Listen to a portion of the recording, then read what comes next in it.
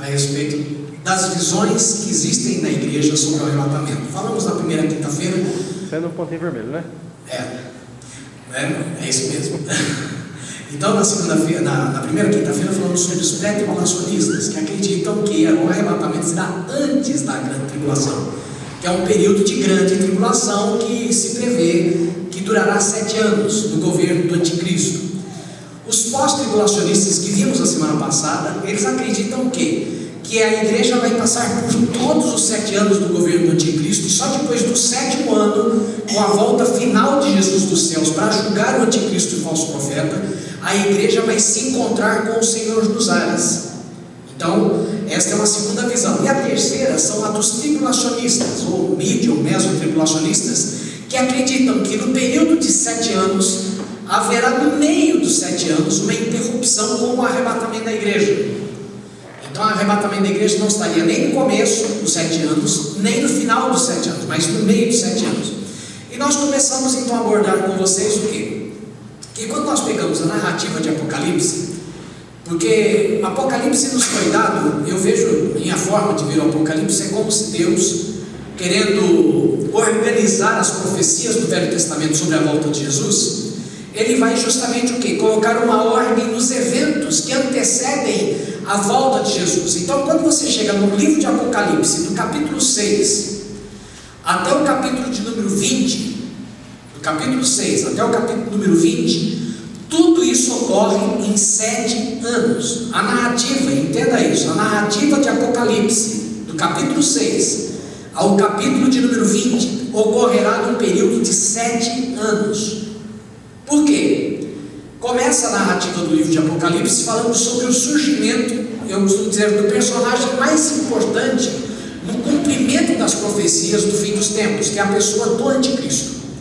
E quando nós vemos aqui no verso 1 do capítulo 6, diz o seguinte: vi quando o cordeiro abriu um dos 7 selos, e ouvi um dos 4 seres viventes, dizendo como se fosse voz de trovão: vem. Vi também, eis um cavalo branco, e o seu cavaleiro com um arco, e foi-lhe dado uma coroa, e ele saiu vencendo e para vencer. Esta figura aqui é a figura do anticristo, é quando ele começa, assume o poder, mas entenda, este poder que ele tem aqui, não é um poder sobrenatural, é um poder humano, militar, é um poder político, é um poder de carisma humano, embora nós devemos entender que o mundo, Jesus Cristo disse, o mundo jaz onde? O mundo já está nas mãos do maligno. Ele fala, o mundo está na mão do príncipe deste mundo. Há um regente neste mundo, é lógico. Tudo que o regente deste mundo faz debaixo da orientação do propósito da vontade de Deus. Se lembram quando Satanás foi tratar com Jó? O que ele tem que fazer primeiro, antes de tratar com Jó? Ir até a presença de Deus e pedir o quê? Autorização. Deus teve que autorizar. Então o diabo não tem livre curso neste mundo. Ele faz somente aquilo que Deus lhe dá permissão de fazer, dentro das condições pré-estabelecidas por Deus. Então o anticristo, ele vai usar, às vezes nos dias de hoje eu vejo muita gente me mandando vídeo, o pessoal manda muito vídeo sobre escatologia. Não, porque os Illuminatis, irmãos, eu não preciso me preocupar com os Illuminatis ou com a nova ordem mundial, porque a nova ordem mundial é igual à velha ordem mundial, que é o quê? O mundo jaz do maligno. As instituições políticas, religiosas, as instituições sociais, a legislação, tudo atende ao governo de Satanás e ao propósito de Satanás. Não atende aos propósitos de Deus nem de Cristo. Por isso que a Bíblia fala, Jesus Cristo diz, vamos, porque eis aí o príncipe deste mundo, e eu nada tenho com ele. Jesus não tem nada a ver com este mundo. Por isso que nós não podemos amar este mundo, nós não podemos viver segundo este mundo, porque nesta realidade humana, física, nada tem neste mundo que seja voltado para Deus. Tudo é voltado para a satisfação da vontade pessoal do homem, onde Satanás permite que o homem ande nos seus caminhos, para que ele possa, nas suas escolhas, cada vez estar mais distante de Deus, para que Deus não concretize o desejo maior do coração dele. Qual é o maior desejo do coração de Deus em relação à humanidade? Alguém se arrisca a dizer? Salvação de todos. Salvar todos os homens. Deus não quer que ninguém se perca, mas que todos sejam salvos. E Satanás não quer isso. Então toda a estrutura social, política, religiosa que existe no mundo, existe com um só propósito: seduzir o homem e afastar o homem de Deus. Então quando as pessoas ficam tentando descobrir alguma organização, algum momento novo, as administrações humanas vão mudar, os movimentos humanos vão vir, vão passar, vão cair no esquecimento, vão ser relembrados de novo. O que nós temos que ter em foco é aquilo que a palavra de Deus nos diz de forma clara. Ele fala que um momento marcante que prepara a vinda do Senhor Jesus é o surgimento do anticristo. E aqui no capítulo 6 de Êxodo, misericórdia, no capítulo 6 de Apocalipse, ele está falando justamente isso. Ele está falando que o primeiro personagem que surge para dar início a todo o desenrolar das profecias do fim é o anticristo. Se você voltar, deixa aberto aqui no capítulo 6, se você voltar comigo lá em Daniel capítulo 9, verso 27, você vai ver que no Velho Testamento a mesma orientação é dada a Daniel. Embora, como já vimos nas semanas anteriores, o livro de Daniel, disse no capítulo 12, é um livro selado até o tempo do fim. E olha o que diz o capítulo 9, verso 27. Ele, o príncipe, um príncipe que virá do povo que destruirá Jerusalém e o santuário, ele fará firme aliança com muitos por uma semana. Na metade da semana fará cessar o sacrifício e a oferta de manjares. Sobre as asas das abominações virá o assolador, até que a destruição que está determinada se derrame sobre ele. Então aqui está dizendo, o príncipe que vai vir fará aliança com Israel por uma semana. Uma semana aqui tem um período de 7 anos. No meio da semana ele faz cessar o sacrifício. Está claro na leitura que nós fizemos aí? No meio da semana ele faz cessar o sacrifício. Nas asas das abominações virá o assolador, né? Aqui ele diz, o assolador novamente vai ser citado novamente lá em Mateus 24 por Jesus, que ele diz: quando pois virdes o abominável da desolação no lugar santo, que diz o profeta Daniel, então fujam. Ou seja, este versículo está sendo validado por Jesus lá no Novo Testamento, tanto em Mateus como em Lucas como em Marcos. Então entenda que a figura do anticristo vai ser fundamental neste período de uma semana. Como que eu sei que são 7 anos? Se você for no capítulo 12 comigo, ele vai trazer um complemento a isso.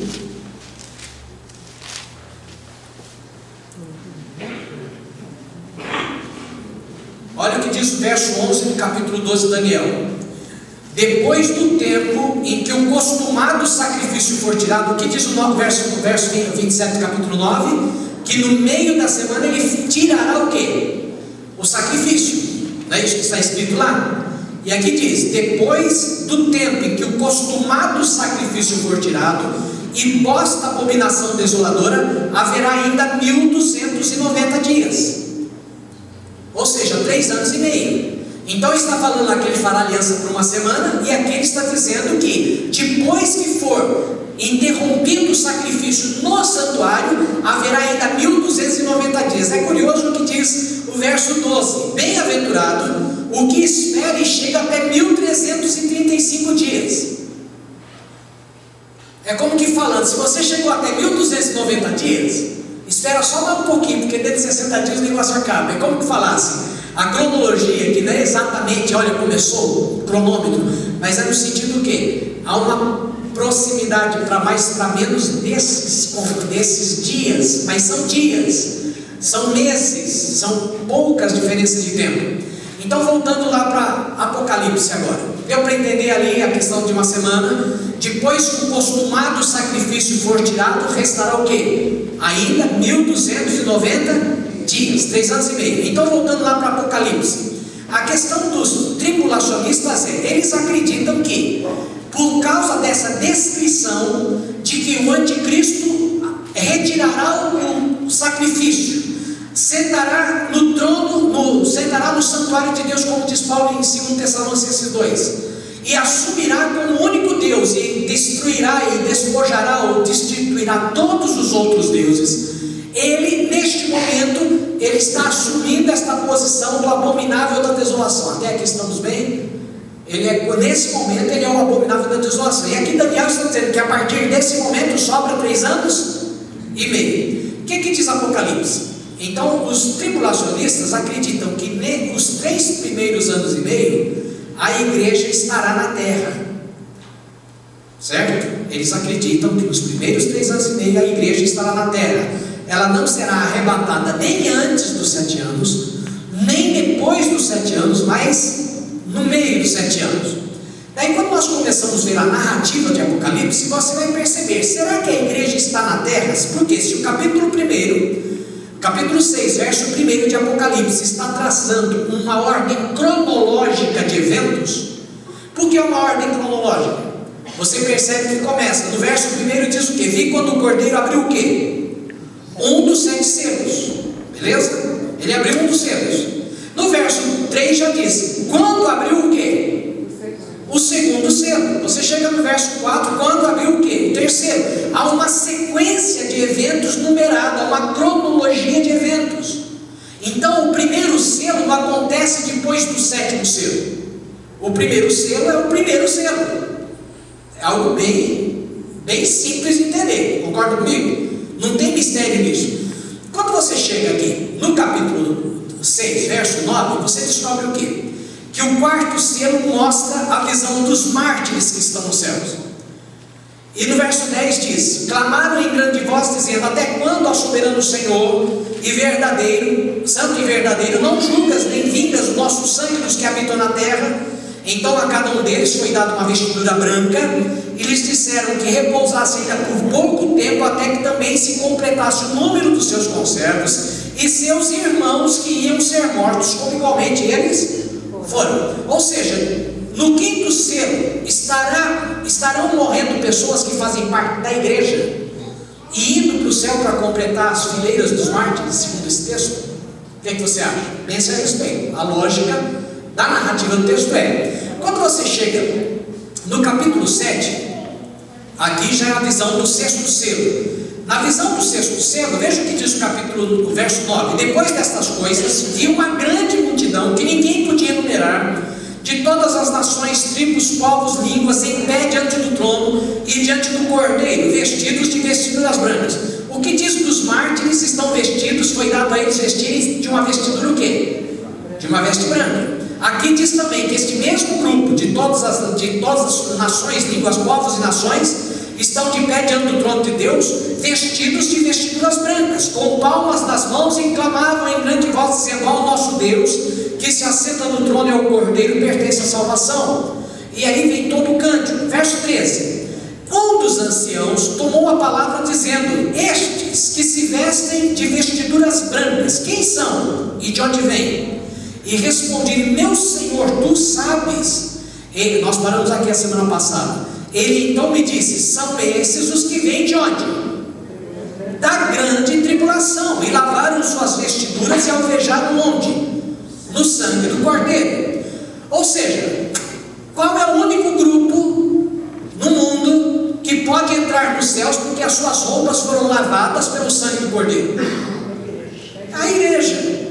Aqui está falando que nesta grande tribulação, muita gente da igreja vai estar com o quê? Olha o que diz a continuidade do texto. Razão porque se acha diante do trono e serve de dia e de noite do santuário. Aquele que se assenta no trono estenderá sobre eles o seu tabernáculo. Jamais terão fome, nunca mais terão sede. Não cairá sobre eles o sol, nem ardor algum, pois o cordeiro que se encontra no meio do trono os apacentará e os guiará para as fontes das águas da vida, e Deus lhes enxugará dos olhos toda a lágrima. Porque esse povo está chegando em que condições? Morreram de sede, morreram queimados, morreram de fome, morreram no meio das adversidades que vêm em que período? Da grande tribulação. Então, lendo o texto, dá para entender que a igreja foi tirada antes do capítulo 6, porque isso aqui diz respeito ao que? Ao 6º selo, tá? Então o anticristo surge no primeiro, que é o 6º selo. Quando chega no capítulo 8, que é o 7º selo, veja que curiosidade, quando o cordeiro abriu o 7º selo, houve silêncio nos céus, cerca de meia hora. É um momento tão aguardado no céu. Quando nós lemos Apocalipse, o momento mais aguardado na eternidade, sabe qual é? O dia do arrebatamento da igreja. O dia do arrebatamento da igreja é o momento mais aguardado nos céus. É o momento mais importante que haverá no céu, depois de que Jesus subiu aos céus e foi glorificado ao lado de Deus. Vocês vão ver isso na narrativa. Mas veja, houve silêncio no céu, houve uma expectativa. Então viu 7 anjos que se acham em pé diante de Deus, que lhes foram dados 7 trombetas. Ou seja, no 7º selo, abre-se então um leque, onde nos 7 selos começarão a ser tocadas as 7 trombetas. Tá certo? Quando se fala de arrebatamento, Jesus diz, ao soar do quê? Da trombeta. Paulo diz lá em Coríntios 15, que os vivos serão transformados e os mortos ressuscitarão ao soar da última trombeta. Paulo diz lá em Tessalonicenses 4, que Jesus ao soar da trombeta trará os mortos em sua companhia, os mortos ressuscitarão e os vivos serão transformados e todos subirão e encontrar-se-ão com o Senhor nos ares. Então a trombeta aqui se torna algo repetitivo e constante, e Paulo reafirma isso quando ele diz a última trombeta. Não é a primeira, não é a segunda, mas é a última. E quantas trombetas são anunciadas aqui? 7 trombetas. Veja o que diz: veio outro anjo e ficou de pé junto ao altar com um incensário de ouro, e foi-lhe dado muito incenso para oferecê-lo com as orações de todos os santos. Espera aí, se as orações estão chegando do céu e são os santos que estão orando daqui da terra, quem são os santos que oram e as orações chegam até Deus hoje na terra? É a igreja, não é assim? Temos livre acesso ao Pai por meio de Jesus. Tudo que pedirdes ao Pai em meu nome vos será feito. A nossa oração é feita a Jesus, ao Pai por meio de Jesus, ou feita a Jesus. Tudo que pedirdes ao meu Pai em meu nome. E olha que interessante, aqui fala sobre o incensário e de ouro, e foi-lhe dado muito incenso para que o incenso fosse queimado junto com as orações de todos os santos sobre o altar de ouro que se acha diante do trono. E da mão do anjo subiu à presença de Deus fumo do incenso com as orações dos santos. E o anjo tomou um incensário, encheu-o de fogo do altar, foi tirado e foi feito o quê? Foi lançado, atirou para onde? Para a terra. Qual é a única referência bíblica que fala sobre fogo do altar lá dos céus, que é manifestado na terra? Existe algum lugar na Bíblia em que fogo é tirado do altar dos céus e manifestado na terra? Isaías capítulo 6, se lembram? Eu vi no ano que morreu o rei Uzias, eu vi a glória do Senhor. Vamos lá? Isaías capítulo 6. Veja que curiosidade, a Bíblia explica a Bíblia, irmãos. Por isso que é importante lermos a Bíblia, compreendermos a Bíblia, conhecermos a Bíblia. Lá no capítulo 6 de Isaías, olha o que diz aqui. Isaías vê a Deus, vê a glória de Deus. Verso 5: então disse eu, ai de mim, estou perdido, pois sou homem de lábios impuros e habito no meio de um povo de impuros lábios. Os meus olhos viram o Rei, o Senhor dos exércitos. Então um dos serafins voou para mim, trazendo na mão uma brasa viva que tirara de onde? Do altar, com uma tenaz. Tenaz é como se fosse um alicate, uma turquesa de pegar brasa. E ele diz, no altar, e com a brasa tocou o quê? A minha boca, e disse, eis que ela te tocou os teus lábios, e a tua iniquidade foi tirada, e perdoado o teu pecado. Depois disso ouvi a voz do Senhor que dizia, a quem enviarei? Quem há de ir por nós? Disse eu, eis-me aqui, envia-me a mim. O que preparou Isaías para o ministério profético?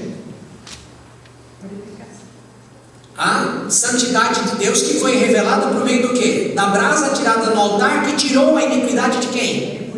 As impurezas de Isaías. Dá para entender isso? Quando chegar lá no capítulo 8 de Apocalipse, nós vemos novamente a mesma figura: o altar, a brasa, o incensário.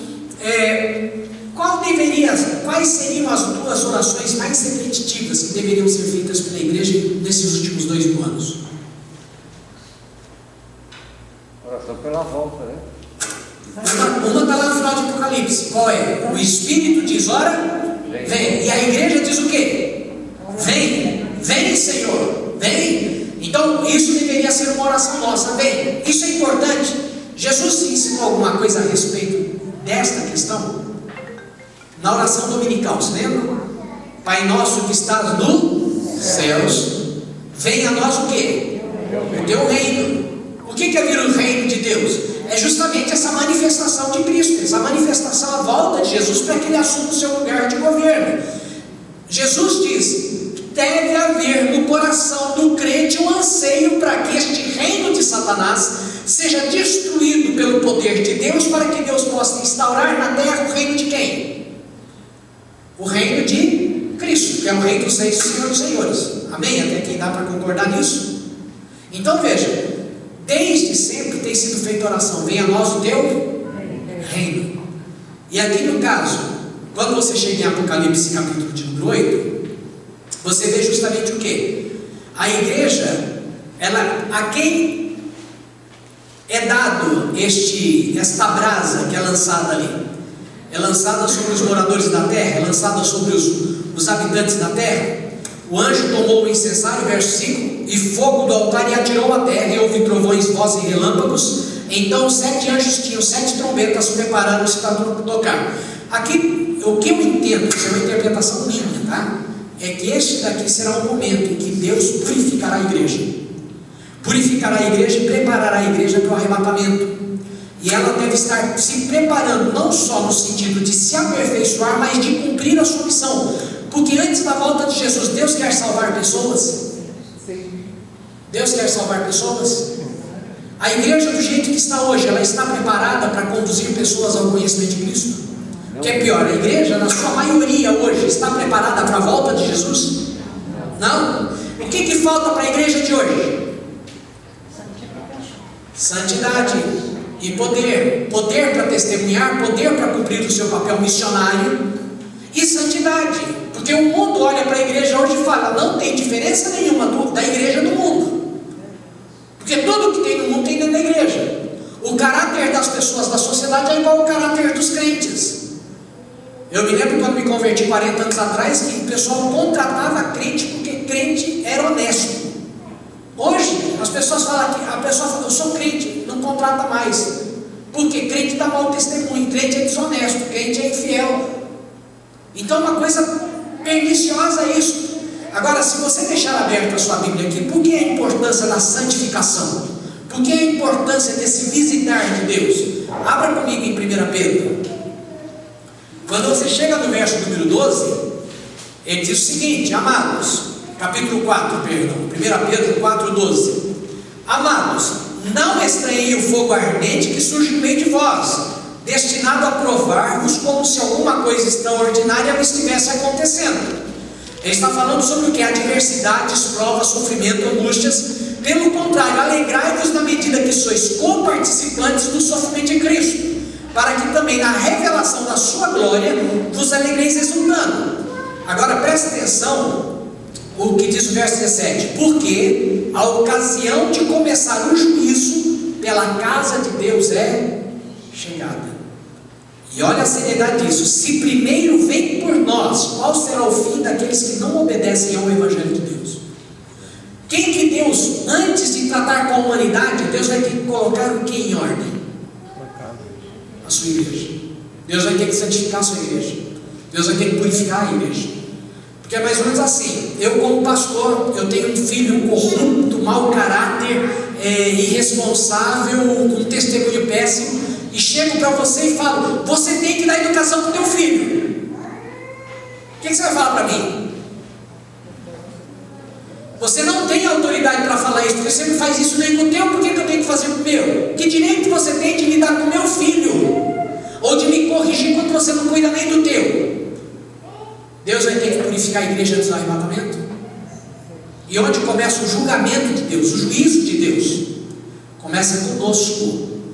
Ele fala: e não estranhe. E ele na sequência diz que ninguém sofra por ser ladrão, por ser malfeitor, por ser bandido, porque isso é uma consequência natural de quem já está no mundo. Mas quem está na igreja será purificado, será confrontado, será moldado segundo a imagem de Cristo, até que todos cheguemos à imagem de varão perfeito, à estatura de varão perfeito, à imagem de Cristo Jesus. Então, quando chegamos no capítulo 8, eu vejo aqui que esta preparação aqui é uma preparação da igreja para as 7 trombetas.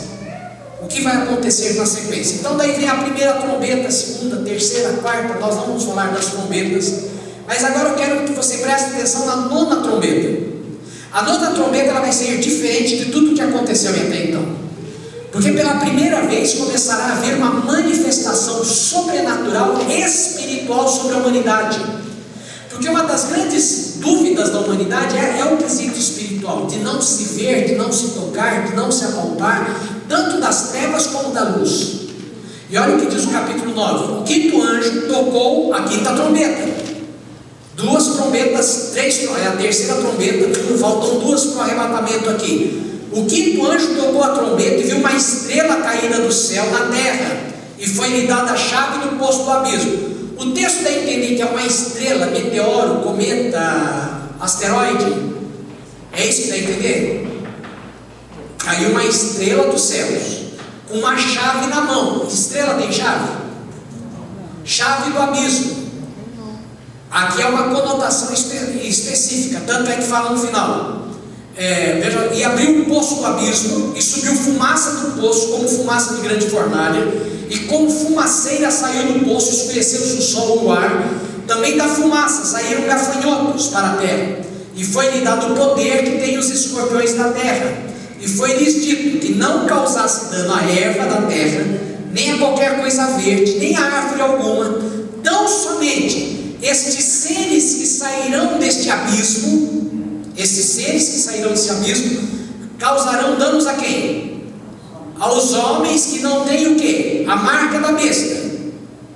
Ou causarão dano aos homens que têm a marca da besta. O que está escrito na tua Bíblia? Aqueles que não têm o selo de Deus. Qual é o selo de Deus sobre o homem? O Espírito Santo. Para o anticristo assumir o poder com toda a autoridade que ele deverá ter, quem é fundamental que deve ser retirado da terra? O Espírito Santo. Se há pessoas seladas do Espírito Santo aqui, a igreja está nesse momento na terra? Abra comigo em Efésios capítulo 1. Efésios capítulo 1. Olha que curiosidade. Irmãos, eu não quero convencer ninguém. Da mesma forma que eu falei das outras, eu estou falando dessa. Embora eu acredite mais nessa. Não tem como negar que eu acredito mais nessa do que nas demais. Eu consigo ver muito mais base bíblica. No capítulo 1 de Efésios, o apóstolo Paulo fala algo curioso sobre o Espírito Santo.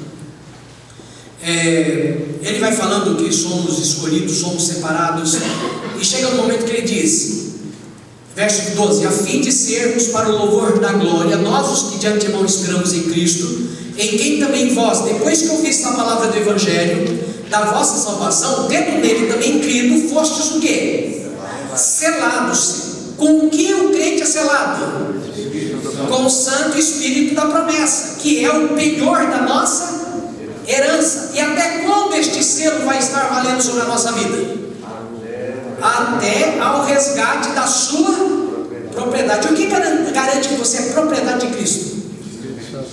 O Espírito Santo. Quem tem o Espírito Santo é propriedade de Cristo. Quem não tem o Espírito Santo não é propriedade. Está claro isso na leitura? Está claro? Concorda com isso? Daí você chega lá no capítulo 9 de Apocalipse. O que diz lá? Que estes seres espirituais, eles vão agir, eles vão tocar somente os homens. Quais homens? Verso 4: que não têm o selo de Deus nas suas frontes. O que é o selo de Deus segundo a Bíblia? É o Espírito Santo. Aqui no caso, quem estará sendo poupado neste processo? Porque a semelhança do povo de Israel no Egito, se lembra? A primeira, a segunda e a terceira praga ocorreu sobre os egípcios e sobre o povo judeu. Se lembram disso? Da quarta praga à nona praga, o povo de Israel foi isento. A praga caiu somente sobre quem? Sobre os egípcios.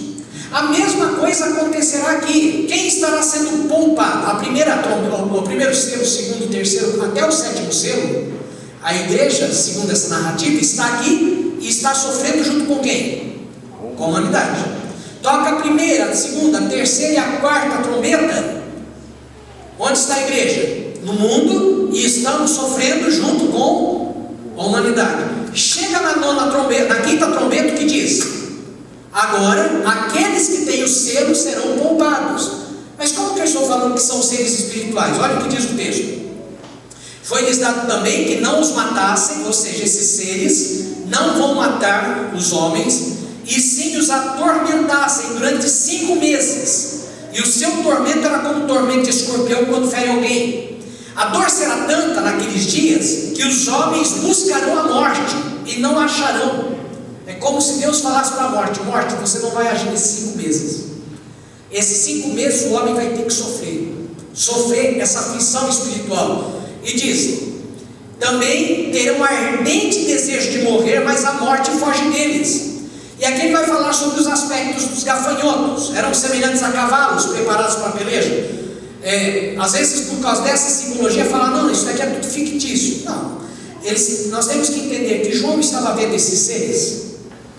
Estava um homem do primeiro século da nossa era. Talvez se fosse hoje, nós poderíamos dar uma descrição melhor desses seres. Mas no conhecimento que ele tinha, ele tenta, com o pouco conhecimento que ele tinha, descrever algo que está diante dos seus olhos. E na sequência ele diz o quê?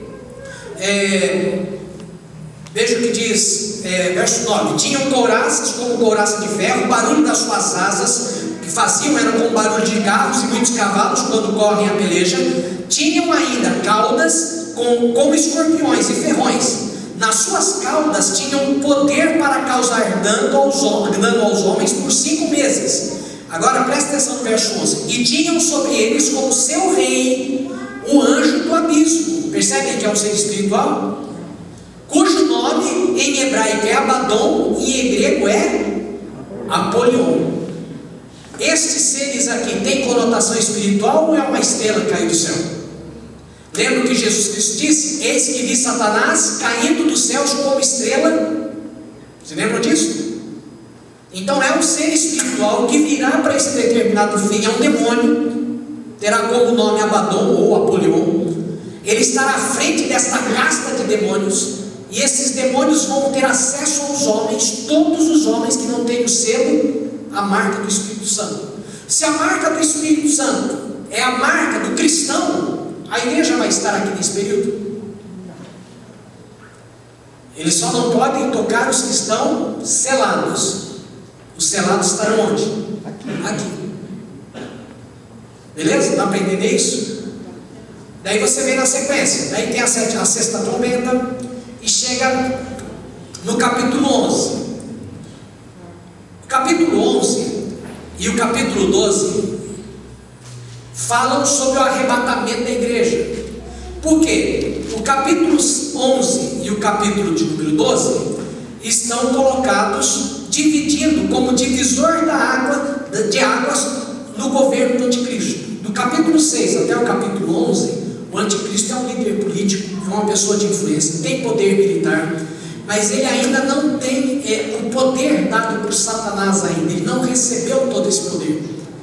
Por quê? Porque há um na terra que o impede. Qual o único poder que impede o anticristo de assumir, o Satanás, realizar esta obra? O Espírito Santo. Então o Espírito Santo está na terra ainda.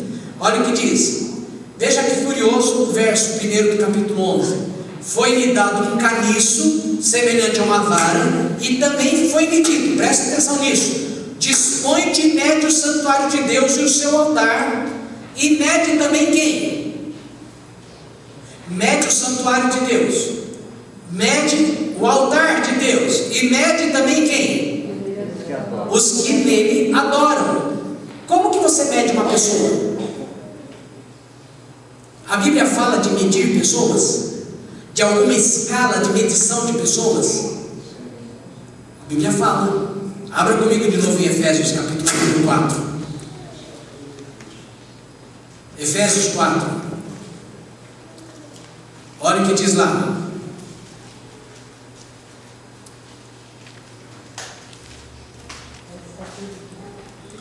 Verso 11 do capítulo 4. Ele mesmo concedeu para apóstolos, para profetas, para pastores, para evangelistas e outros para pastores e mestres, com vista ao aperfeiçoamento dos santos, para o desempenho do seu serviço e para a edificação do corpo de Cristo, até que todos cheguemos à unidade da fé e ao pleno conhecimento do Filho de Deus, a perfeito o quê? Varonilidade, à medida da estatura de Cristo. Qual é a régua de Deus para medir o homem? A estatura de Cristo. De repente nós vemos lá no capítulo 11 o quê? Você vai medir o lugar onde a oração, a adoração ocorre, mas você vai medir a estatura de quem adora no meu altar. Quem que ele vai estar procurando? Quem será arrebatado? Não são os que alcançaram a estatura de Cristo? Porque o alvo de Deus não é isso? Que todos nós cheguemos à estatura de varão perfeito, a maturidade, a estatura de Cristo Jesus. O arrebatamento, ele vai levar somente quem alcançou essa estatura. Tá certo? Dá para entender isso na Bíblia? É a estatura de Cristo. E aqui está dizendo no capítulo 11: mede quem adora no altar. Mede para quê? Para saber se essa pessoa tem a estatura de Cristo. Porque só vai para o céu quem alcançar esta estatura. O texto diz: mas deixe de parte a parte exterior do ato e não meças, porque foi dado aos gentios. Estes por 42 meses calçarão aos pés a cidade santa. Ou seja, aqui está falando, até esse evento, quanto tempo passou desde o capítulo 6 até o capítulo 11? 42 meses, que é equivalente ao quê? 3 anos e meio. Você tem dúvida? Como que, colocando uma lente de aumento, o que marca esse final antes do arrebatamento? Darei as minhas 2 testemunhas, verso 3, para que profetizem 1260 dias. 1260 dias, 1290 dias, quanto? 3 anos e meio. Vestidas de pano de saco, são estas as 2 oliveiras, os 2 candeeiros que se acham em pé diante do Senhor na terra. Se alguém pretende causar-lhes dano, sai fogo de sua boca e os devora os inimigos. Sim, se alguém pretende causar-lhes dano, certamente deve morrer. Eles têm autoridade para fechar o céu, para que não chova durante o dia que profetizarem. Tem autoridade também sobre as águas, para convertê-las em sangue, bem como para ferir a terra com toda a sorte de flagelos, tantas vezes quanto quiseram. Estas pessoas estarão agindo por quanto tempo? 42 meses, 1260 dias. Essas 2 testemunhas, pessoas com autoridade, e qualquer que quiser matá-las será o quê? Serão mortos, não é o que o texto está dizendo? Ou seja, durante 3 anos e meio esses 2 personagens vão profetizar, e todos que se levantam contra eles morrem, porque a autoridade divina está sobre eles. Olha o que acontece no verso 7: quando tiverem então concluído o testemunho que deve dar, a besta que surge do abismo, que surge do mar, pelejará contra eles e os vencerá e matará. Num primeiro momento, o anticristo aparece como o quê? Como um cavaleiro. É o cavaleiro do cavalo branco. Aqui já começa a surgir esse personagem chamado de besta. Besta. E esta besta vai fazer o quê? Esta besta pelejará contra eles e os vencerá e os matará. E os seus cadáveres ficarão estirados na praça da grande cidade, que espiritualmente se chama Sodoma e Egito, onde também o seu Senhor foi crucificado. Figurativamente, Sodoma e Egito significa o quê? Religião falsa, distorções dos valores de Deus, afastamento de Deus, esfriamento, heresia, idolatria. Qual é a cidade onde as 2 testemunhas vão dar testemunho e vão ser executadas? Cidade de Jerusalém. As 2 testemunhas vão estar profetizando para quem? Para o povo de Israel. Eles profetizarão para os judeus. Durante quanto tempo? 3 anos e meio. Quando surge a besta, ela vem com um poder sobrenatural para fazer o que com eles? Para matá-los, porque o homem natural não poderá matar as 2 testemunhas, elas são intocáveis. Quem é o único que terá poder para matar as 2 testemunhas? O anticristo. Mas não o anticristo lá do capítulo 6, é o anticristo que já assume aqui a autoridade e o poder de Satanás neste mundo. Por isso que ele pode confrontar e matar as duas testemunhas. E olha o que diz: então muitos dos povos, os seus cadáveres ficaram estirados na praça. Verso 9: então muitos dentre os povos, tribos, línguas e nações contemplam os cadáveres das duas testemunhas por 3 dias e meio, e não permitem que esses cadáveres sejam sepultados. Os que habitam sobre a terra se alegram por causa deles, realizaram festas e enviarão presentes uns aos outros, porquanto estes 2 profetas atormentaram aos que moram na terra.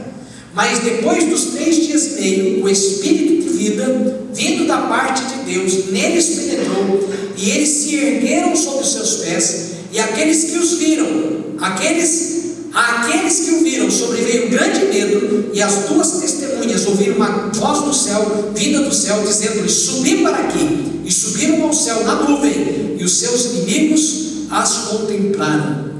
O que acontece? Qual é a maior dúvida dos judeus desde que Jesus ressuscitou? Se lembram o que os sacerdotes fizeram com os guardas do túmulo? Subornaram e digam: ele não ressuscitou. Vieram seus discípulos e o roubaram quando? Durante a noite. Se lembram desse episódio? Deus vai fazer com que a humanidade testemunhe o poder da ressurreição.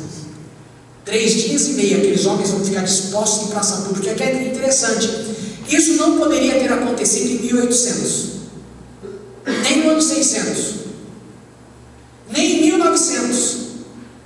Essa profecia só podia ser completada a partir do século 20. Por quê?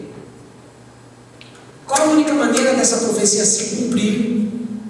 Por causa dos meios de comunicação. Por causa dos meios de comunicação. Porque o mundo inteiro vai fazer o quê? Vai ver. Como que o mundo inteiro vai ver, a não ser por meio do quê? Da TV, da internet. Vai estar ali exposto no mundo inteiro. Então essas coisas não podiam acontecer antes do século 20. Por isso que as pessoas vêm tentando profetizar coisas e não entendem o contexto geral de Apocalipse e acabam criando certas fantasias. Estas coisas não poderiam acontecer antes da tecnologia que nós temos hoje. Porque hoje, qualquer evento, eu me lembro, eu sempre cito isso. Uma vez eu estava visitando a central da NET, lá em Campinas, e tinham várias TVs, todas elas com canais, com cada canal que a TV a cabo tinha. E haviam vários noticiários, havia a BBC de Londres, havia a TV da Alemanha, havia a TV espanhola, havia a CNN. Então, na hora que houve uma invasão do FBI a uma fazenda, David Koresh, que era um líder de uma seita cristã, pseudo-cristã, que ele se declarava a reencarnação de Cristo, o FBI invadiu esta fazenda. Eu estava na sede da NET. A hora que aconteceu esse evento, todas as TVs, a espanhola, a da Inglaterra, da Espanha, da Alemanha, na mesma hora, apareceu a mesma cena dizendo: estão fazendo uma invasão daquela propriedade. É algo fantástico isso, quando você começa a ver que nós, conforme vamos conhecendo as profecias, nos vai sendo dado parâmetros de comparação para nós vermos se hoje vivemos em dias que é possível a profecia se cumprir ou não. Tá? Está dando para acompanhar? Veja o que diz então: as duas testemunhas profetizam por isso e são mortas por quem? Pela besta. Quanto tempo elas testemunharam? 3 anos e meio. Agora veja só o que diz capítulo 11, verso 15. O 7º anjo tocou a trombeta, e houve no céu grandes vozes dizendo: o reino do mundo se tornou do nosso Senhor e do seu Cristo, e ele reinará pelos séculos dos séculos. E os 24 anciãos que se encontram sentados nos seus tronos diante de Deus prostraram-se sobre os seus rostos e adoraram a Deus, dizendo: graças te damos, Senhor Deus Todo-Poderoso, que és, que eras, porque assumiste o teu grande poder e passaste o quê? Passaste a reinar. Ou seja, Cristo está reinando hoje? Não. Cristo está reinando hoje? Não. Não. Ele reina nesse mundo? Não. Quem é o rei desse mundo? Satanás. O que fará com que Cristo assuma o governo e o reinado absoluto dele sobre a terra? É quando ele completar a sua obra de redenção. A sua obra ainda não está completa. Como assim? Ele nos salvou na cruz dos pecados, amém? Ele nos livrou do poder da morte. Amém? Mas nós morremos, certo? Nós ainda morremos, mesmo tendo sido livres do poder da morte. Quando houver o arrebatamento, então tragada foi a morte pela vitória. Aí a obra de Cristo será plena, porque nós somos imperfeitos hoje, mas no momento em que nós somos arrebatados, nós somos transformados finalmente iguais na imagem de quem? De Cristo Jesus. E a partir desse momento, o que vai acontecer? Aqui ocorre o arrebatamento em 3 esferas. Primeiro é uma visão do céu. O que está acontecendo no céu? Festa. Jesus está no céu, o anjo toca a trombeta e fala: agora chegou a hora. Chegou a hora do quê? Veja a ansiedade descrita no capítulo 10. A expectativa dos céus. Então, o verso 5: então o anjo que vi em pé sobre o mar e sobre a terra levantou a mão direita dizendo para o céu, direita para o céu, e jurou por aquele que vive pelos séculos dos séculos, o mesmo que criou o céu e a terra, o mar e tudo quanto neles existe: já não haverá demora, mas nos dias da voz do 7º anjo, quando ele estiver para tocar a trombeta, cumprir-se-á então o mistério de Deus, segundo ele anunciou aos seus servos os profetas. Ou seja, só no soar na 7ª trombeta é que vai acontecer um grande mistério que estava encoberto, que estava revelado para os profetas, mas que ainda era obscuro. Que grande mistério é esse? Arrebatamento. Vamos ver Efésios capítulo 5. Se você pega Efésios 5, olha que curioso, quando Paulo fala de família.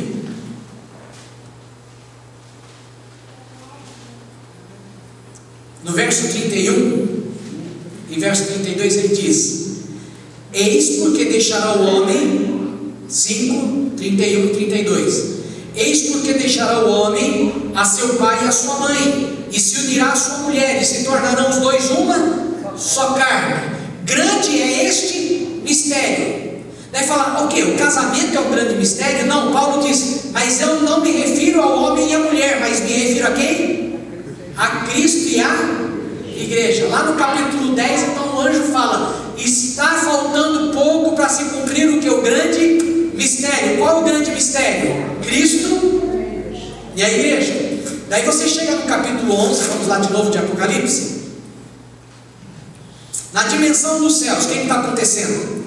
Graças te damos, Senhor Deus Todo-Poderoso, verso 17, porque assumiste o teu grande poder e passaste a reinar. Na verdade, as nações se enfureceram, chegou, porém, a tua ira e o tempo determinado para serem julgados os mortos, para se dar galardão a quem? Aos seus servos, aos profetas, aos santos e aos que temem o teu nome, assim aos pequenos como aos grandes, e para destruires o que destrói a terra. A ressurreição dos mortos aqui será para juízo eterno? Será para condenação do lago de fogo e enxofre? O que diz aqui? Que o julgamento neste dia, os mortos vão estar para receber o quê? Galardão. Quem são os únicos que recebem galardão? A igreja. Então a igreja que é arrebatada. Aqui os mortos da igreja vão ressuscitar. Aqui eles vão comparecer diante de Cristo, como Paulo diz lá no capítulo 5, 2 Coríntios, que todos nós compareceremos diante do tribunal de Cristo, para darmos conta de tudo que fizermos por meio do nosso corpo, quer bem, quer mal. Então ele está falando sobre este evento. Agora, os pré-tribulacionistas, eles afirmam o quê? Que Deus não permitirá que nós passemos nesses 7 anos, porque Deus vai nos livrar da ira. Não é isso que nós falamos no primeiro dia lá? Só que aqui ele está dizendo que só quando ocorre este evento, que diz, agora é que o bicho vai pegar, porque eu não tinha manifestado a minha ira, porque no meio de todas as situações, aí a gente tem que dar um estudo de Apocalipse completo para você ver, porque quais são os 4 cavaleiros do Apocalipse? Começa com o anticristo, depois vem o quê? Depois vem morte, vem guerra e vem peste, vem fome. O mundo vai estar passando por isso. Depois tem os conflitos, tem as catástrofes que vêm com o soar das 7 trombetas, das 5 trombetas, das 6 trombetas. Na 7ª trombeta vai ser o pior evento que a humanidade já visionou ou experimentou. Por isso que ela é o terceiro ai. vai ser uma desgraça a sétima trombeta para o mundo. Por que vai ser uma desgraça a sétima trombeta para o mundo? Porque a igreja vai ser arrebatada. É como que Deus tirasse o povo dele e falasse: agora o bicho vai pegar, porque agora eu vou vingar o meu sangue de quem? Você lembra que ele falou para os mártires? Aguardem mais um pouquinho, até que cheguem os restantes dos vossos irmãos, porque aí eu vou julgar a terra. Então a ira de Deus não começa no primeiro selo, nem começa na primeira trombeta. A ira de Deus começa depois da sétima trombeta. Tá certo? Dá para entender essa colocação? Agora serão julgados os mortos para dar guardão aos teus servos, os profetas, aos santos, os que temem o seu nome, assim os pequenos como os grandes, e para destruírem os que destroem a terra. Abriu-se então o santuário de Deus que se abaixou no céu, e foi vista a arca da aliança no seu santuário, e sobrevieram relâmpagos, vozes, trovões, terremoto e grande saraivada. Viu-se grande sinal no céu, a saber, uma mulher vestida de sol, com a lua debaixo dos seus pés, e uma coroa de 12 estrelas, na cabeça, que se achando grávida, grita com dores de parto, sofrendo o tormento de dar à luz. Lembra que nós falamos o que é a grande tribulação? Ela simboliza um parto. Quando que aparece um parto na Bíblia que vai dar origem a uma nova existência? Apocalipse 12. Quem é essa mulher? Vestida de sol, com a lua debaixo dos pés. Esta mulher é a igreja. É a igreja visível. A igreja cristã no mundo inteiro. Todos veem a igreja cristã como representantes de Cristo, quer elas sejam ou não. Quando as pessoas olham uma seita como Testemunho de Jeová, que negam a divindade de Cristo, não consideram Deus, Cristo Deus juntamente com Deus Pai, negam a Trindade, negam a pessoa do Espírito Santo como sendo Deus.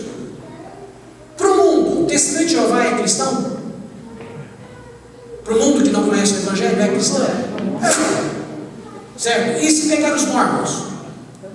Também. E se você pegar outras seitas que se dizem cristãos, para eles é tudo farinha do mesmo saco.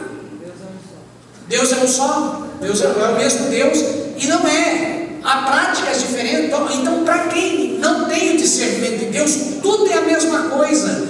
Mas para quem tem o Espírito Santo, ele discerne o que? As falsas doutrinas, os falsos ensinos, os falsos princípios, que são ministrados fora da palavra de Deus, nessas condições. Então aqui, olha o que diz. O santuário de Deus foi aberto, aqui a igreja, então, é a igreja visível. Todas as igrejas cristãs são visíveis.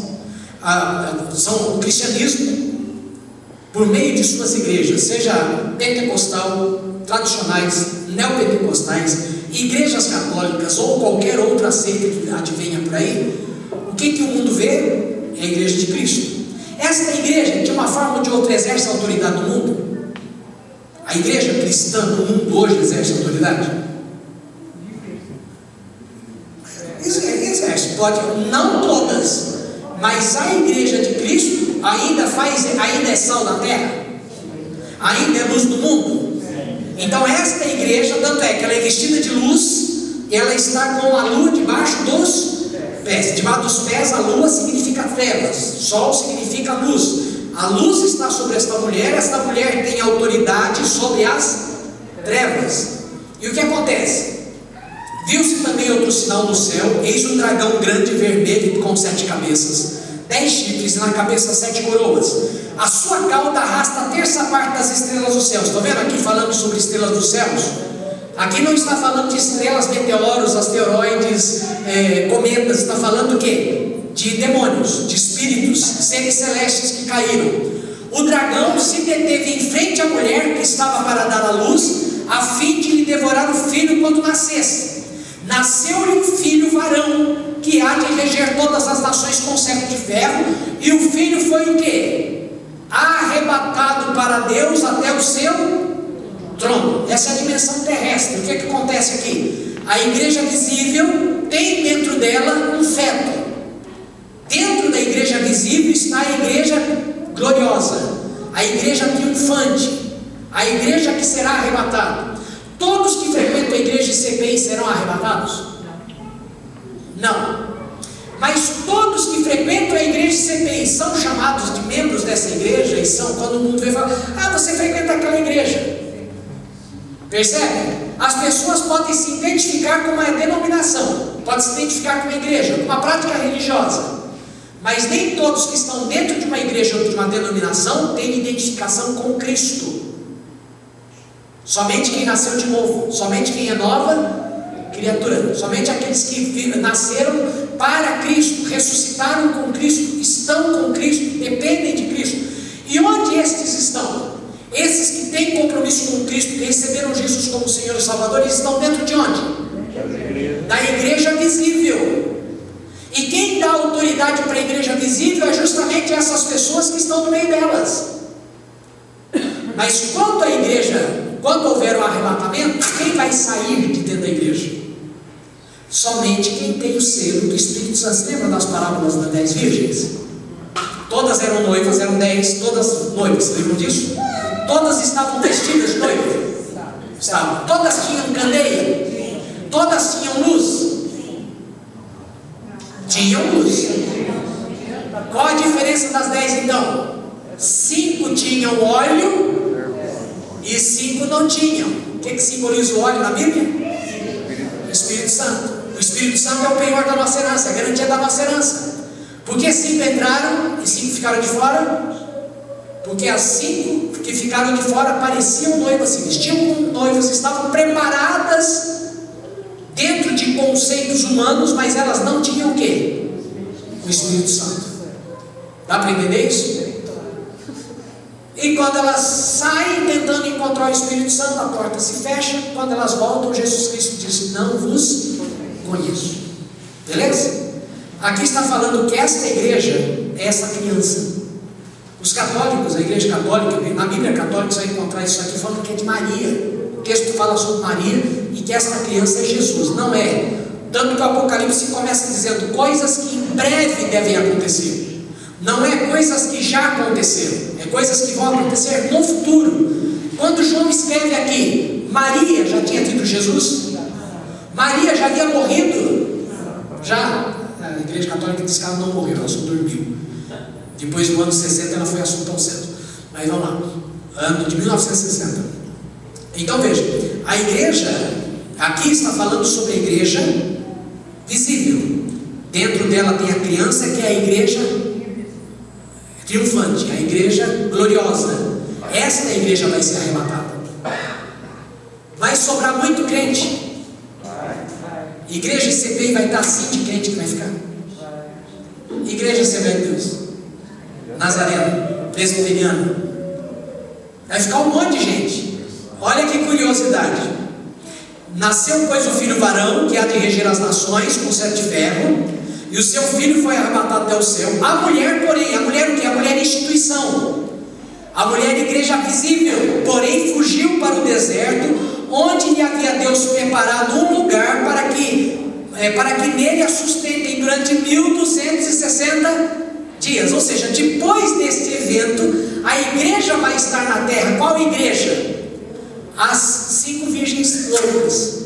A igreja que não foi arrebatada, a igreja instituição, a igreja denominação, ela vai ficar na terra há quanto tempo ainda? 3 anos e meio. Percebem que no capítulo 11 e 12 dá uma distinção clara do que acontece antes dos 3 anos e meio e o que acontece depois dos 3 anos e meio. Aqui fala claramente que depois que a criança é tirada, a igreja será perseguida, ela vai fugir, porque ela perde a autoridade. Porque o que dá autoridade para a igreja hoje é o quê? É o Espírito Santo. Só que o Espírito Santo não está na denominação. O Espírito Santo está em pessoas dentro da igreja. E porque há pessoas dentro da igreja que tem o Espírito Santo, então uma igreja passa a ter o quê? A autoridade espiritual. Quando essas pessoas com autoridade forem tiradas, o que acontece com a igreja? Ela perde toda a autoridade, ela tem que fugir do diabo. Vejam que no primeiro momento ela está resistindo ao diabo, ela está pisando sobre a lua, e depois ela é foragida, ela é fugitiva. Ela vai para o deserto, e ela passa quanto tempo no deserto? 1260 dias. 3 anos e meio. Está clara essa narrativa? Sim. 3 anos e meio. Daí você pega aqui, ó. Depois tem aqui que é expulso, o diabo é expulso, que daí o diabo é confinado na terra. Veja o que diz o verso 13: quando, pois, o dragão se viu atirado na terra, porque depois do arrebatamento Satanás vai ficar confinado na terra, perseguiu a mulher que dera a luz ao varão. Peraí, o que representa Deus na terra? Quem que representa Cristo na terra? A igreja. Abra comigo em 2 Tessalonicenses 2 agora. 2 Tessalonicenses 2. Esse relógio é um problema, por que não para o relógio? 2 Tessalonicenses 2 diz o quê? Verso 1: irmãos, no que diz respeito à vinda do nosso Senhor Jesus e à nossa reunião com Ele, nós vos exortamos a que não vos demovais da vossa mente com facilidade, nem vos perturbeis, quer por espírito, quer por palavra, quer por epístola, como se procedesse de nós, supondo tendo chegado o dia do Senhor.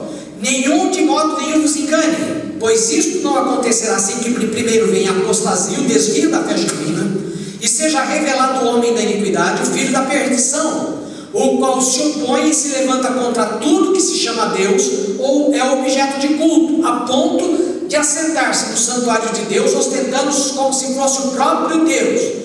Não vos recordais que ainda convosco eu costumava dizer estas coisas? Agora sabeis o que o detém, para que ele seja revelado somente em ocasião oportuna. Com efeito, o mistério da iniquidade já opera, e aguarda somente que seja afastado aquele que agora o detém. Quem que detém o império das trevas? O Espírito Santo. O Espírito Santo está onde? Na igreja. A igreja foi arrebatada, a igreja invisível, a igreja que tem o Espírito Santo levado para o céu. Quem que fica? A igreja visível, sem o Espírito Santo, sem poder, sem autoridade. E olha o que diz: ele vai se levantar contra tudo que se chama Deus. Quem que representa Deus na terra? A igreja. Agora, a igreja vai ser alvo do ataque do anticristo, por quê? A igreja vai ser a causadora da maior desgraça sobre a face da terra, que é o arrebatamento. A humanidade vai enfrentar um ataque nunca antes visto. Se o ataque de 11 de setembro abalou os Estados Unidos, imagine no mundo inteiro, milhões, talvez bilhões de pessoas sejam arrancados, desaparecerão num abrir e fechar de olhos. É interessante como isso já tem sido preparado na consciência dos homens. Quando você vê um filme como Os Vingadores Guerra Infinita, chega no final, o vilão faz o quê? Ele estala os dedos e as pessoas o quê? Desaparecem. Há várias condições em que as pessoas, os filmes de Hollywood, Satanás já tem preparando a humanidade para o evento em que as pessoas vão o quê? Desaparecer, porque eles vão ter que dar explicação. Como que se explica? E onde que estarão os desaparecidos? De onde sairão os desaparecidos? Da igreja. E a igreja representa quem? Representa Deus, representa Cristo. Quem que Satanás vai atacar? Quem que o anticristo vai atacar? Tudo que representa Deus. Ele vai atacar a igreja que ficou.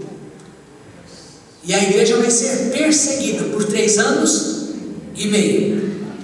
Dá para entrar? Até aqui estamos bem? Está dando para acompanhar o raciocínio? Agora, para fechar, porque eu não vou estudar o Apocalipse inteiro, eu quero fechar só com esta outra comparação. Quando você chega no capítulo de número 13 de Apocalipse, porque aqui a igreja foi arrebatada, o Espírito Santo foi retirado, então aí o anticristo vai poder fazer o quê? Assumir a sua autoridade, o seu poder, que ele não tem ainda, poder sobrenatural.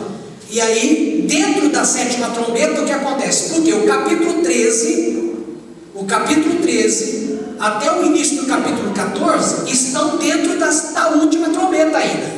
Não terminou a trombeta. Normalmente a gente pensa, não, aconteceu o arrebatamento. Não, o arrebatamento é o evento da última trombeta. As 2 testemunhas, a morte das 2 testemunhas, a ressurreição das 2 testemunhas, o assuntar, o subir aos céus das 2 testemunhas, a semelhança de Jesus, está dentro da 7ª trombeta. O arrebatamento está dentro da 7ª trombeta.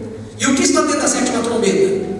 Vi emergir do filmar uma besta que tinha 10 chifres e 7 cabeças, e sobre os chifres 10 diademas, e sobre as cabeças nomes de blasfêmias. A besta que viera semelhante ao leopardo, com os pés de urso, com boca de leão, deu-lhe o dragão o seu poder, e o seu trono e grande autoridade. Aqui o anticristo recebe o poder de quem? O poder de Satanás. Por que ele não pôde receber lá no capítulo 6? Porque a igreja ainda estava na terra. Com o arrebatamento, Satanás pode fazer o que com o anticristo? Dar o poder dele para ele. E olha que curiosidade. Então, viu uma de suas cabeças, tudo isso daqui dá estudo, dá pano para manga para estudo.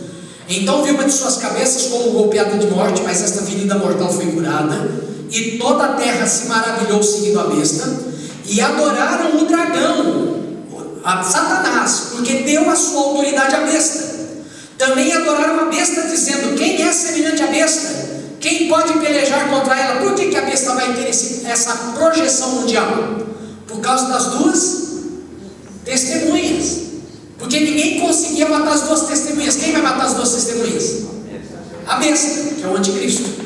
E o mundo vai falar: cara, a besta, o anticristo, esse cara é o máximo, não tem para ninguém, é um poder máximo, é o cara que está por cima de tudo.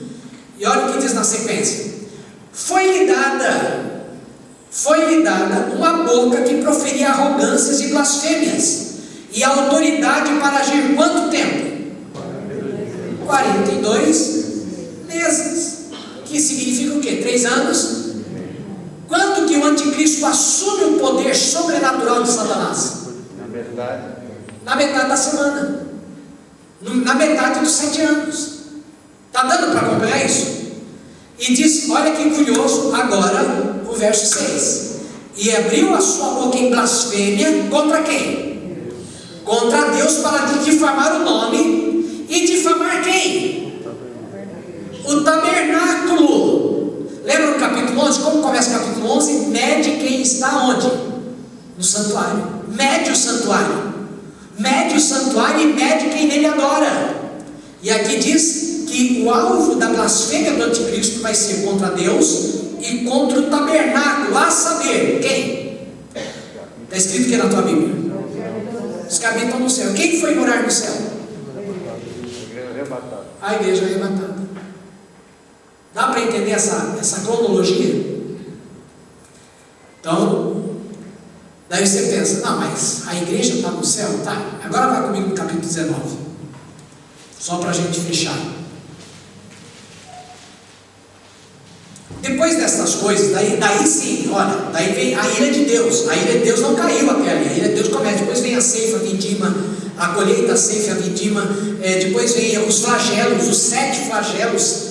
A estimativa bíblica é que no final, no capítulo 19, quando Jesus Cristo volta, ao final da volta de Jesus, quando ele assume o seu trono sobre a terra, 2/3 da humanidade tem morrido.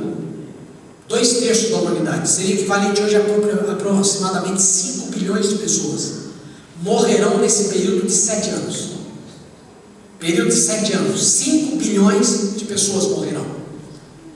E o que acontece? Olha só: depois dessas coisas, ouvi no céu com uma grande voz, numerosa multidão, dizendo: aleluia! A salvação e a glória, o poder são ao nosso Deus, porquanto verdadeiros e justos são os seus juízos.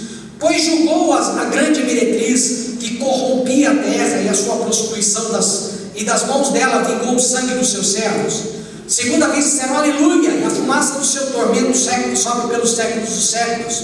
Os 24 anciãos e os 4 seres viventes prostraram-se e adoraram a Deus que se acha sentado no trono, dizendo: amém, aleluia. Saiu uma voz do trono exclamando: dai louvores ao nosso Deus, todos os seus servos, os que os temei, os pequenos, os grandes. Então ouvi com uma voz de uma numerosa multidão, como de muitas águas, e como de fortes trovões, dizendo: aleluia, pois reina o Senhor nosso Deus, o Todo-Poderoso. Alegremos-nos, exultemos e demos-lhe a glória, porque são chegadas o quê? As bodas do Cordeiro, cuja esposa a si mesmo se ataviou, pois lhe foi dado vestir-se de linho finíssimo e puro, resplandecente e puro, porque o linho finíssimo são os atos de justiça dos santos. Então me falou o anjo: escreve, dado àqueles que são chamados à ceia das bodas do Cordeiro, e acrescentou: são estas as verdadeiras palavras de Deus. Quando que está acontecendo as bodas do Cordeiro? A igreja arrebatada no capítulo 12, do capítulo 13 em diante, até o capítulo 19, tudo que está acontecendo, a igreja está onde? Nos céus, sendo julgada, porque os santos, diz lá no capítulo 11, estarão ressuscitando e prestando conta para receber o quê? Galardões, tá certo? E aqui diz que a igreja vai estar o quê? Celebrando as bodas do Cordeiro, o casamento do Cordeiro, porque a igreja chegou dos céus, a noiva chegou dos céus, Cristo e a igreja se tornaram uma unidade perfeita. E daí o que acontece? Viu o céu aberto. Quando termina essa fase, daí viu o céu aberto, eis um cavalo branco, o seu cavaleiro se chama Fiel e Verdadeiro, e juiz com peleja e com justiça. E ele vai dizendo ainda, verso 14: e seguiam-no os exércitos que há nos céus, montados em cavalos brancos, com vestiduras o quê? De linho finíssimo, branco e puro. Ou seja, Jesus Cristo vem em glória, e quem vem com ele? A igreja gloriosa. Olhando nessa narrativa, dá para se entender o quê? Que o arrebatamento da igreja não se dá no início da sétima, não se dá na abertura do primeiro selo, lá no capítulo 6 de Apocalipse. Ele vai acontecer quando? No meio da semana. Tanto que depois do arrebatamento, a igreja que ficou será perseguida ainda por 1260 dias. Certo? O anticristo, depois que a igreja for arrebatada, ele vai blasfemar contra os que foram para o céu, que é os que moram no céu, por quanto tempo? Por 42 meses. E o anticristo vai estar como líder político, sofrendo debaixo afronta e ofensa das duas testemunhas por quanto tempo? 1260 dias. 3 anos e meio. Então, olhando assim, não dá, olhando na integridade desses textos, não dá para entender o arrebatamento antes dos 7 anos, porque fica totalmente disfuncional a própria narrativa do Apocalipse. E depois o que? As consequências que vêm depois. Então, depois do arrebatamento não se passa 7 anos. Depois do arrebatamento, está claro nesses textos que se passa quanto tempo? 3 anos e meio. Daí você fala, mas aqueles outros textos de Mateus, que fala que depois da tribulação daqueles dias, nós temos que entender, irmãos, que aquilo não é uma revelação plena, é uma revelação parcial. As revelações de Paulo são revelações o quê? Parciais. A revelação do Apocalipse é uma revelação o quê? Plena. Ela traz começo, meio e fim das coisas que vão acontecer no fim dos dias. Então, nós podemos considerar que o Apocalipse nos foi dado para que nós possamos coordenar as profecias e os eventos proféticos dentro da narrativa de Apocalipse, e não aleatório. Pegamos só Mateus e falamos, não, eu vou interpretar Mateus 24 a partir de Mateus 24 e desprezar o Apocalipse. Não dá, porque quando você lê Apocalipse, dá para acreditar que o arrebatamento será depois dos 7 anos? Não dá. Diga, pastor João Lázaro. Difícil de acreditar, vai ser depois de 7 anos. Vai ser antes dos 7 anos, porque os pré-tribulacionistas estão errados? Não, eles não estão errados, eles estão certos. No sentido de que Deus quer livrar os homens da ira. Deus vai livrar a igreja da ira? Vai. Mas a ira de Deus começa a vir sobre a terra quando? Só depois do arrebatamento. Porque é aí que o bicho vai pegar. Aí Deus tirou a igreja e falou, agora eu vou consertar. Porque ele já... O que diz lá Pedro? O julgamento começa pela igreja. E Deus não vai julgar o mundo sem começar a julgar a igreja. E quando a igreja ficar, o povo que ficar vai falar, nós pisamos na bola e perdemos a grande oportunidade. Mas eles que ficarem ainda têm chance? Tem chance de uma vida eterna. Qual a chance? Olha o que diz aqui, no capítulo 20. Vi também neles tronos, neles se sentaram aqueles, verso 4 do capítulo 20 de Apocalipse. Foi dada a autoridade de julgar, vi ainda as almas dos decapitados por causa do testemunho de Jesus, bem como por causa da palavra de Deus, tantos quanto não adoraram a besta, nem tampouco a sua imagem, e não receberam a marca na fronte da mão, e viveram e reinaram com Cristo durante 1000 anos. O restante dos mortos não reviveram até que se completassem 1000 anos. Esta é a primeira ressurreição. Bem-aventurado e santo é aquele que tem parte na primeira ressurreição. Sobre este, o lago de fogo e enxofre, a segunda morte, não tem autoridade.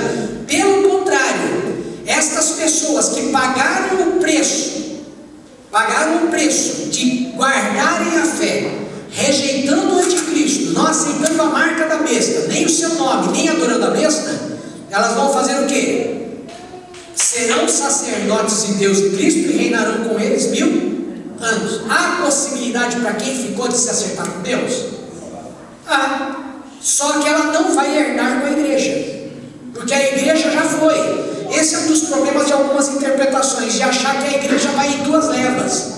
Jesus Cristo volta, traz a igreja que ficou vai ser trabalhada por Deus, e daí Jesus Cristo volta de novo e leva a segunda parte da igreja. Não, a igreja que subir, ela já sobe o quê? Completa, né? O que nos ensina a parábola das 10 virgens?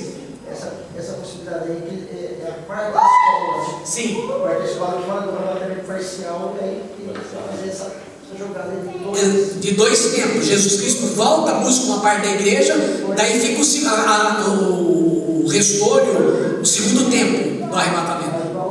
Não tem lógica, porque aqui deixa claro, essas pessoas vão poder honrar o seu testemunho diante do anticristo, diante do reino do anticristo? Sim, mas elas vão pagar isso com a sua própria vida. Então há a possibilidade de não ser, entenda só, não é ser levado para Nova Jerusalém, não é se tornar noiva de Cristo, não é estar nos céus como igreja, mas é o que? Herdar aonde? Na terra. Herdar na terra e viver a eternidade, porque a morte não existirá mais, e eles não serão lançados lá de fogo e enxofre, mas eles vão ter que pagar o preço da sua fé com a sua própria vida. Eles não serão salvos porque deram a sua vida, e serão salvos continua sendo pela graça, porque nós só podemos ter acesso a Deus.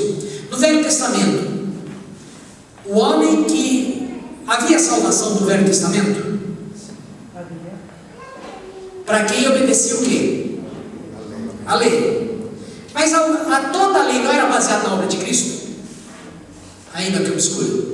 Então, ainda que alguém fosse justificado na lei, no fundo ele estava sendo justificado por quê? Por graça. Pela graça de Deus, que estava subentendido o quê? No sacrifício do cordeiro, no sacrifício do santuário, no santo dos santos, do candelabro, no pão da proposição, e por aí vai. Então, essa dimensão sobre o arrebatamento, ficou claro? Ficou claro? Deu para entender essa condição? Agora veja, irmãos, estudem a Bíblia. Estudem a Bíblia, porque a Bíblia vai falar por si só. Nós não podemos negligenciar esse material, irmãos. A Bíblia é um material escrito em centenas de anos por homens e mulheres que pagaram um alto preço para que esse livro chegasse até as nossas mãos, e nela a revelação plena de Deus para que nós possamos chegar no céu. Nós não vamos precisar da Bíblia nos céus. Lá a gente vai ter a Bíblia 2.0. A gente só tem a Bíblia 1.0 aqui, que é essa aqui. Quando a gente chegar no céu, a gente não precisa mais dela, mas enquanto aqui, nós não podemos negligenciar, porque o que podemos conhecer de Deus está revelado aonde?